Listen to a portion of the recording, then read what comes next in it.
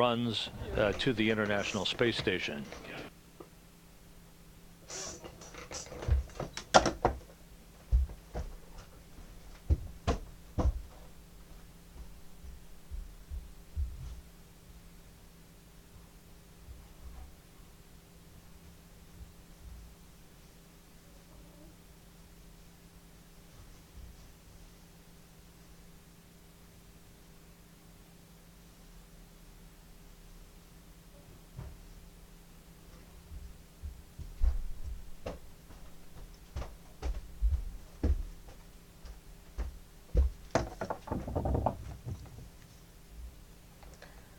Okay guys, so yeah, I don't know what else.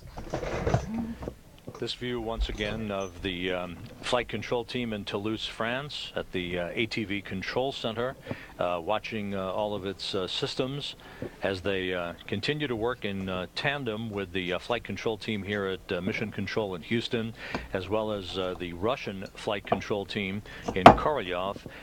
This three control center operation, all designed to bring in the automated transfer vehicle for its final approach and docking that is scheduled about an hour and 9 minutes from now. Oh, awesome. I'm probably one of the only people who are actually... Wait a second, maybe that's why so many... I just realized. I checked, you know, on analytics, what my most popular video was. It was the ATV-5 launch, part 2. 1 hour and 12 minutes from now. The international... Okay, no, what the hell happened there? The final approach for docking in this multi-staged approach that the ATV uses for its link-up begins with its departure from the point that we're at currently called the S3 hold point, about 820 feet now separating Georges Lemaitre from the Zvezda service module. Once the departure from this hold point takes place about 20 minutes from now, the ATV will fire its thrusters to move to a point called the S4 hold point, or just 62 feet away from the Zvezda service module's aft docking port. And during this final approach, the crew will be using the Core's automated rendezvous system on the Russian segment of the International Space Station that will bounce radio beacon signals back to the videometers on the forward ATV itself to provide range and rate of closure information to the onboard computers. The crew on board the station, Alexander Gerst and Alexander Skvortsov, who are in charge of monitoring the arrival of the ATV from inside Zvezda, will be monitoring the range rate profile from this point on until the point called the crew hands-off point, or the chop point, which is just 1 meter from docking, or about 3 feet. At that point, 1 hour and 12 minutes from now. The international point, the ATV is on its own to close in for the final 3 feet to contact and capture. What's that right now? 3 feet, it's 90 centimeters, so it's...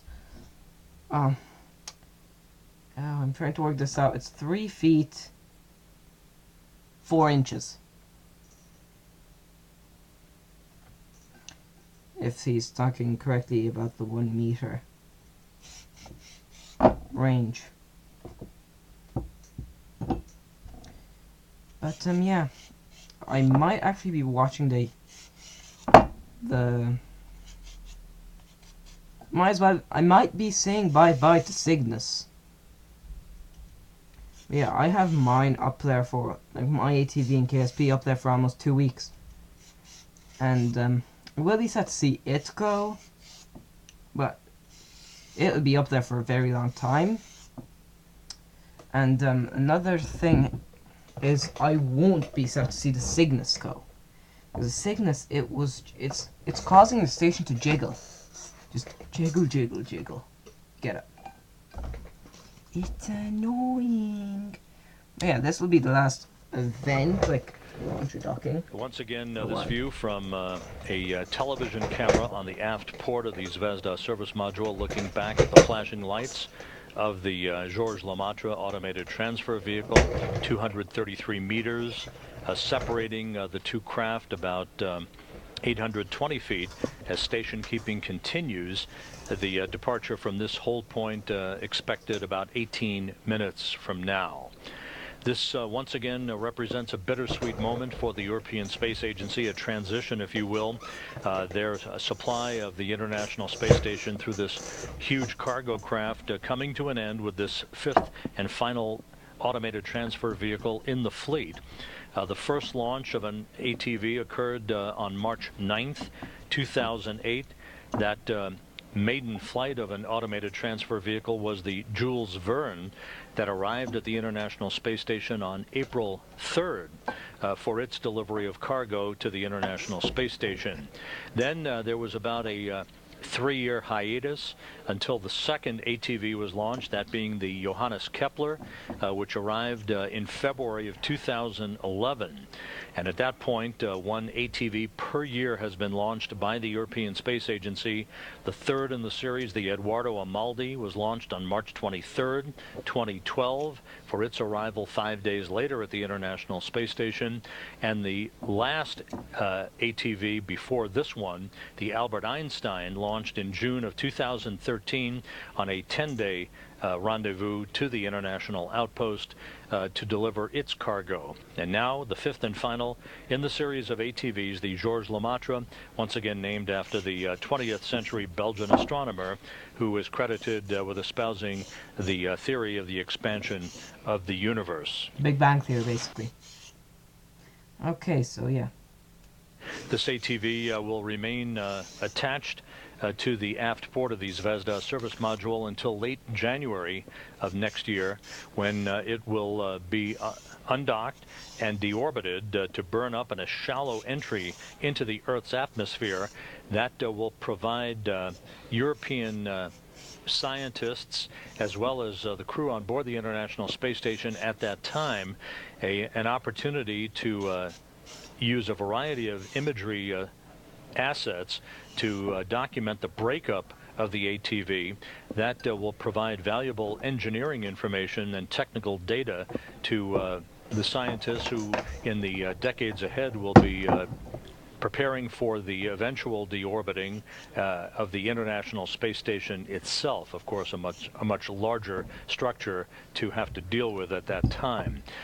In preparation for the departure of this final ATV, the Georges Lemaitre, in January, the deorbiting of the Orbital Sciences Cygnus vehicle this coming Sunday will also provide the crew on board the International Space Station an opportunity, along with external cameras on the station itself, to document the breakup of Cygnus.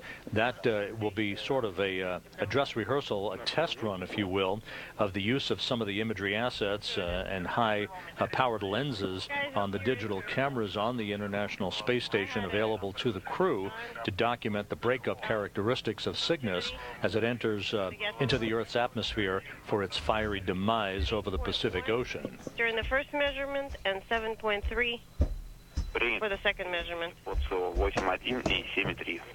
And that is in excess of CO. Максим, слышу только обрывки, связь не устранилась. And it was actually 7.83. Max, you're coming in broken. Copy. The second measurement was 7.83. Понял, 7.83. Copy. 7.83. Все верно. Максим, и там радиограммка пришла по БРПМ 60-58. You should have radiogram 6358 on board. This is related to BRPM. What are we? If you have time, please review it. Okay, I'll check it. Once again, the radio number is 6358. Yes, I see that referenced in Form 24, Anton. Thank you.